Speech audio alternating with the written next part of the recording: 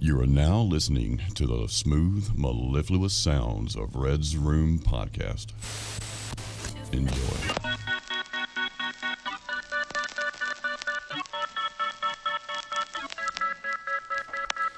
Welcome to episode number 23 of the Red's Room Podcast. I'm your host, Red. And I'm your co-host, Jake. And today we are talking about the Houska Castle. As always, our references are in the episode description. And today I'm giving a special shout out to History.co article where I got most of this info, and I will be, some of my parts I'll be reading directly from them. So they will be in there. So giving them a shout out. And welcome everyone for our first video podcast. Mm-hmm. Little do you guys know, this is our third video podcast. Yeah. We had some technical difficulties and we're redoing them, but we are excited. Mm-hmm.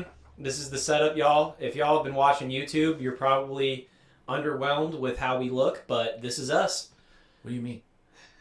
You've never seen a face reveal before? It's like, damn, I did not expect him to look like that. What were they expecting? Very, very true. Brad Pitt? I mean, I'm close. Maybe. No. So, the Houska Castle. I'm going to read a little introduction here. We're covering the Houska Castle today. Let's go. Built atop a rocky cliff in the municipality of Blix in the Liberec region of the Czech Republic. It lies about 29 miles north of Prague. Built in the 13th century, possibly on the orders of Ottokar II of Bohemia. Houska Castle has baffled people for hundreds of years. It was built nowhere near anything of note. It had no water source except for a cistern to collect rainwater. It was placed near no trade routes. It had no strategic value. It was built with fake windows and without a kitchen. And when it was completed, nobody lived there. So why on earth was it constructed? Why go to all that trouble and expense to build a castle in the middle of a forest for no apparent reason? Local legend has it that the castle was built over a large pit that many people in the area believe was a gateway to hell. The pit was said to be so deep that when the locals tried closing it up, no amount of stones could fill it in. It was claimed that strange creatures had been seen emerging from it, such as winged monsters, demons, ghosts, and a headless horse. There were even claims of bizarre human hybrids, like a man with the head of a bullfrog. In a deeply religious age, such a hellish place could not be left to spread its evil far and wide. After much deliberation, it was decided that a fortress should be constructed around the pit, and a chapel should be built directly over it to keep the diabolic spirits at bay. It is pretty dope how they kept dumping rocks into the fucker and it would just not close up no matter how much they used. Pretty interesting. Mm-hmm. And this is where we get into the weird parts of the castle where we think it was built to keep things in rather than things out. Yeah, the whole way it was constructed just doesn't make sense. It was built with all the defenses facing... Yes. In the whole castle, it's built like a big square. Mm-hmm. With the defenses facing towards the center. And like you touched on before, there is really no reason why this castle is here. There is no trade routes. It is not a good defensible area. There's no water source nearby. It's here for a reason, and we're going to delve into why. Yeah, it wasn't built with anything to sustain someone living there. Mm-hmm. So yeah, it's a bizarre... weird little spot. Structure. Mm-hmm. Okay, I'll go into the next part. During construction, it was said that prisoners who had been condemned to death were offered the chance to be lowered into the hole and report what they saw in exchange for a pardon. The first to take up the offer was a young man. Shortly after being lowered into the hole, he let out a blood-curdling scream. When he was pulled back up, he was a gibbering wreck.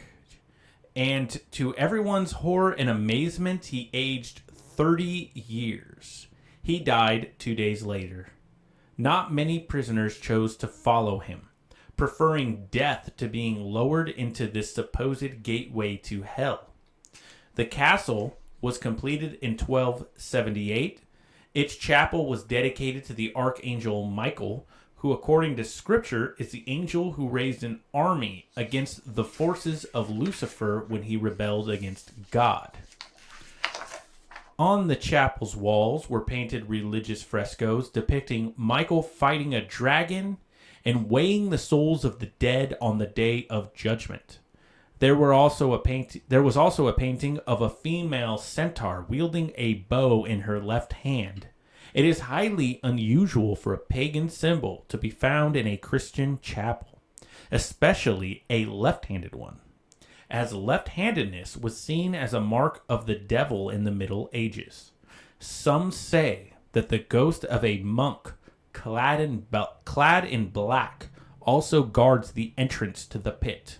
The castle's fortifications, meanwhile, face inwards, reversing a castle's traditional purpose of keeping intruders out.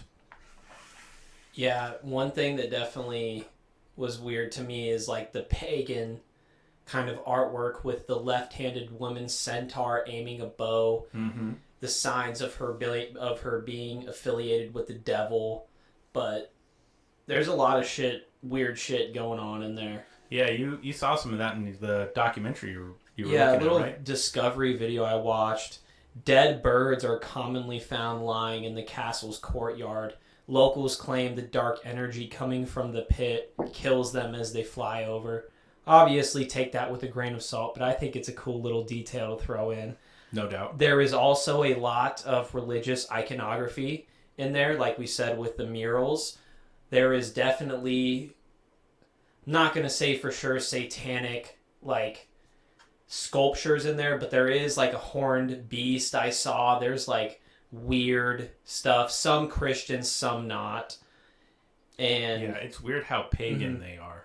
Yeah, there's definitely a lot of paganism going on in here. Yeah, that's pretty bizarre for a Christian dwelling. There's also another cool detail I found about the castle is that there is a cellar. It's the furthest part down of the castle, and it's known as Satan's office. Nice. In that video I watched, they went into a little bit. There wasn't that crazy of shit in there, but the title was pretty dope. And then I also had the same thing written down as you with the Archangel Michael thing. Him fighting the forces of evil. And as I wrote it down here, like we touched on earlier, why would there be an image of a centaur, a pagan myth, when this is supposed to be a castle of good, keeping the bad in? But I guess there's a few ways to think about it, you know? Yeah, there is. It's just nothing about this castle makes sense. Yeah, 100%. You know? So why are all the defenses facing in? That's the main like supporting detail that I identify with is why have you ever seen a castle with the defenses facing in? I personally have not. And just think of, how many resources did it take back then to build a castle? Even nowadays, it would take a lot of resources to build a castle. Back then, even more so. So why would somebody spend all that money and time and resources exactly to build something in the middle of nowhere? In the middle of nowhere, defending inside. There's no strategic reason for this castle to be here. Right. Other than keeping the demons in. Yes, keeping the demons in hell. All right, I'm going to read this next part. Get back on track here, people. Black magic and murder.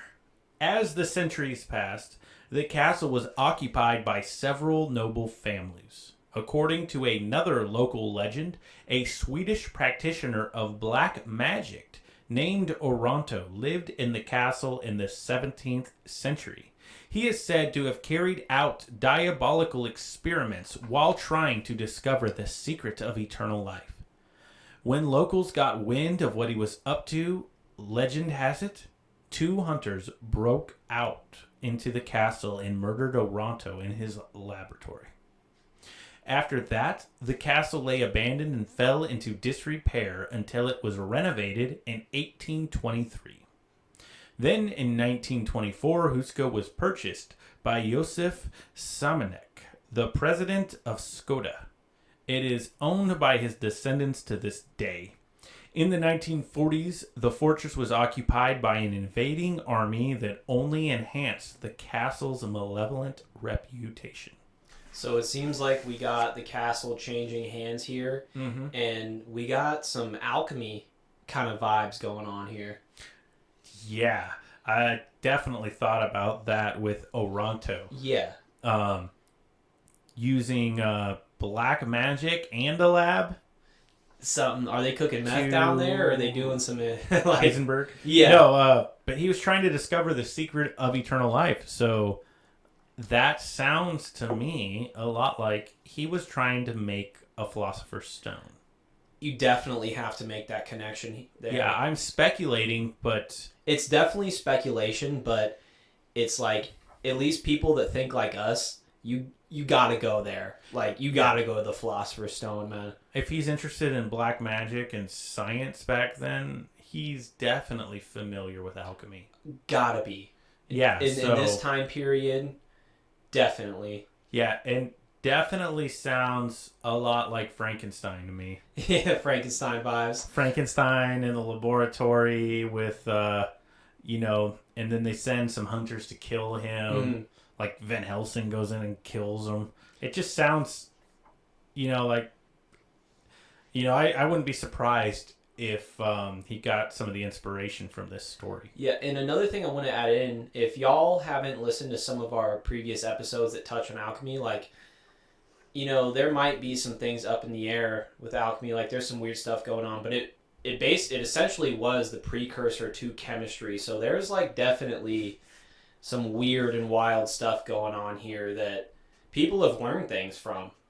Would you agree? Oh, definitely. Yeah. No, there's some real chemistry came out of alchemy. Yeah, for sure. And we're alluding here to where some shit was going on.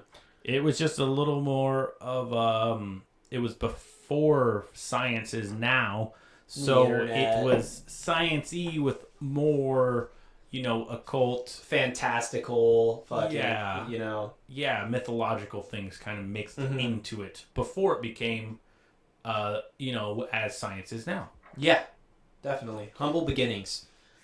Well, yeah. So, with that, let's go into this next part. Yeah. I like this part. The Nazis take over the castle. Fuck yeah, they do. So, following the Nazi invasion in 1938, Houska Castle was taken over by the Wehrmacht. As far as I know, in 1939 is when they took over Houska Castle. Czechoslovakia gets taken over, and in 1939, the Nazis get Houska. Mm-hmm. Yes. And the Wehrmacht is a word for the Nazis. Okay. I'm probably butchering that pronunciation. We're trying our best here. Just a dumb American here. Doing my best. But yeah, they occupied the building until 1945. Yep. During that time, locals claimed to have heard strange noises and to have seen bright lights coming from the castle.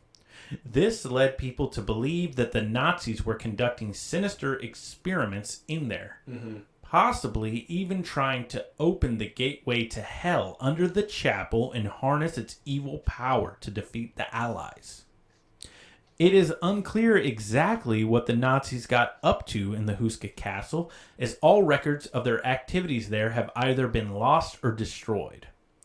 Theories range from them using it as a base to conduct experiments in so-called paranormal weapons. Yep. To them using the castle as a breeding center for super soldiers. While these theories may sound absurd, they are no more fanciful than other claims put forward over the years that the Nazis tried to find ancient artifacts such as the Holy Grail, the Spear of Destiny, and the Ark of the Covenant to help them win the war. After the war, the castle was returned to the Simonek family and was all but forgotten until the fall of communism in 1989. Now it is a popular tourist attraction with people coming from all over the world to visit the fortress and chapel. To this day, people say they have seen ghosts stalking its ancient corridors, and some even claim to have heard scratching noises coming from under the floor of the chapel. Could these noises be demons trying to claw their way out? Let's hope nobody ever tries to find out. Yes, please. I do not want anyone to find out, man. Yeah. About them making the super soldier. Do you not get Marvel vibes from that? A super soldier. I more get like Resident Evil, like horror vibes with them trying to create like a genetic abomination, you know? Really? Oh man, I think of Captain America. I guess maybe I'm And thinking the Hellboy Nazis, and it's mixed got together. I feel like with the Nazis, the way I'm thinking is it's got to be something nasty. You know, it's not going to be a good-looking white guy, Captain America. It's going to be some abomination of an Hellboy. You don't think Hellboy? A Nazi Hellboy? How yeah. terrible He's would got that be? He's got like he's got a swastika tattoo on his forehead. SS engraved into his arms. Yeah. The whole breeding farm though kind of thing. Oh, great. That is the like very interesting part to me. If the Nazis created like a White Walker demon farm where they could just pump out just robotic like soldiers to just fight for them. I guess what you're saying, I think of earlier with the legends about the animal-human hybrids. Maybe the Nazis trying to make some kind of chimera. Definitely, that is. It's hard not to make that connection with them making chimeras. There's been a long history of different government organizations trying to build hybrids, and chimeras always pop up, it seems like. Yeah, no doubt. Trying to... Yeah. Especially we get back to some of the locals citing demons with wings, flying beings. I want to imagine a chimera being able to fly. Who knows? I wonder what animal's wings they would put on a human to make it fly. What wings? What animal has wings? Put some big little enough? tiny baby butterfly wings on it. I don't think there's any flying animal big enough. That's where they're bringing back previous animals like the mammoth. They're gonna bring back like pterodactyl wings to throw on us. Giant bat wings. Or I imagine like Diablo. Remember in Diablo 3 you could put wings on, like some demonic like big ass wings. Oh man. Mothman. What are they? Yeah, Mothman. They were making Mothman. Yeah, they were making Mothman for sure. Yes. Which kind of connects a little bit. Kind of, yeah. Mystery solved. Yeah. Mothman was a Nazi. he was raised in Houska Castle. Mm-hmm. But yeah, it was just a... Man, I mean, it sucks, that everything has been destroyed or lost about it. Mm-hmm. Of the experiments that the Nazis were doing there. It'd be really interesting to see the files on what they did and the outcome, and then like what they were trying to accomplish with all this. And I think with the whole accomplishment thing, we have to touch in Heinrich Himmler a little bit. Mm-hmm. He was a big boy, bad Nazi, and he was... I would find he was involved, like overseeing it. I found some evidence pointing to that he at least knew of it. Mm-hmm. As far as I know, Himmler ordered Nazis to help seize control of Houska. Okay. And he wanted to investigate rumors surrounded the castle. Okay. And if we dig a little deeper into him, we know that he is very involved with pagan religion and history. Yes. And basically created his own pseudo-German version of paganism and wanted to incorporate that into Nazism, into the Nazis. And this guy was very obsessed with occultism, and it only would make... I don't have any evidence saying that he was at Houska Castle, but based on his background and what he did, I can only assume that he was there.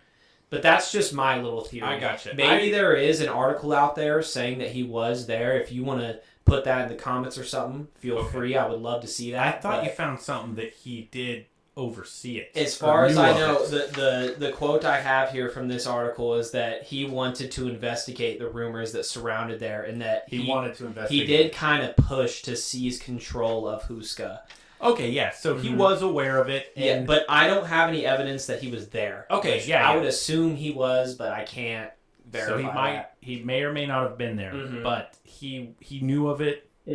So, to me... definitely he knew of it. He probably was involved with some of the occult. Oh, I mean, he was a top-tier Nazi in general. He joined the Nazi Party in 1923 and oversaw the secret state police of the Germans. But he was very superstitious and very deep into the occult. That's exactly very deep. So that was a good way to say it. Yeah, I'm sure that. I'm sure he had a big part into the occult, probably black magic, rituals that they performed there. It's weird how the Nazis have this weird mix, of military power and then of scientists. So in Houska, they have scientists there conducting experiments, but they're not just conducting purely scientific experiments. Definitely not. They also have people who are deep into the occult. Almost witchcraft-like. Yeah, practicing sort of witchcraft-like experiments mixed with science. And there is some, I'm not going to say 100%, but there is some small connections you can make with the witchcrafty stuff. And it is definitely a fun topic to delve into, but what sucks about it is there is good evidence, but more circumstantial, not, hard in fact, but there definitely is a lot of connections that can be made. Even the insignias that the Nazis would use, some of them looking very occulty. And if you just look up like occult Nazism, you'll find some very interesting images that you can definitely. Oh, there's a plethora of information exactly out there about that. But yeah, so they were for sure conducting occult experiments in Houska on top of the scientific experiments and mixed together. And wasn't there something about the strange bright lights being seen there while they were there, which made me think of the Nazi bell? That is the big connection we can make there. Yeah, it made me think about it because that happened with the Nazi bell too. So it makes me wonder if they're using radiation in these experiments the too. Zerum 525. Yeah, and I think even more so on the supposed red mercury. Okay, you're going to make that connection a little more, aren't you? Well, red mercury's also been connected possibly to the Philosopher's Stone, which, ties to experiments here. That's a tough one, but I like the connection. I mean, the Philosopher's Stone was red, and, who knows? It's just a very... I guess I'm left with more questions about this place in the end, more. We have that dope legend with the guy being lured down and coming out 30 years aged. We have the Nazis getting involved. There's definitely some cool points that connect to Houska Castle, but we also have the main point. Why is it even built there in the middle of nowhere?